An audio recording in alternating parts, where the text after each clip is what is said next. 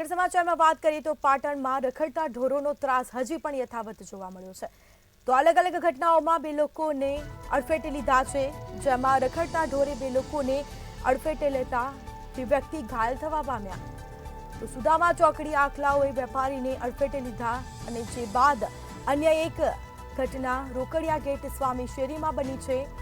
ગાયને રોટલી ખવડાવવા જતા ગાયે હુમલો કર્યો। તો બે અલગ અલગ ઘટના સામે આવી, જેમાં રખડતા ઢોરે બે લોકોને અડફેટે લીધા છે। સુદામા ચોકડીએ આખલાઓએ વેપારીને અડફેટે લીધા અને જે બાદ અન્ય એક ઘટના રોકડિયા ગેટ સ્વામી શેરીમાં બની છે અને જેમાં ગાયને રોટલી ખવડાવવા જતા ગાયે હુમલો કર્યો હતો।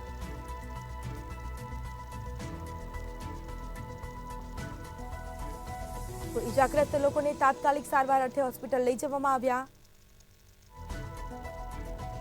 પાટણમાં રખડતા ઢોરોનો ત્રાસ હજી પણ યથાવત જોવા મળ્યો છે।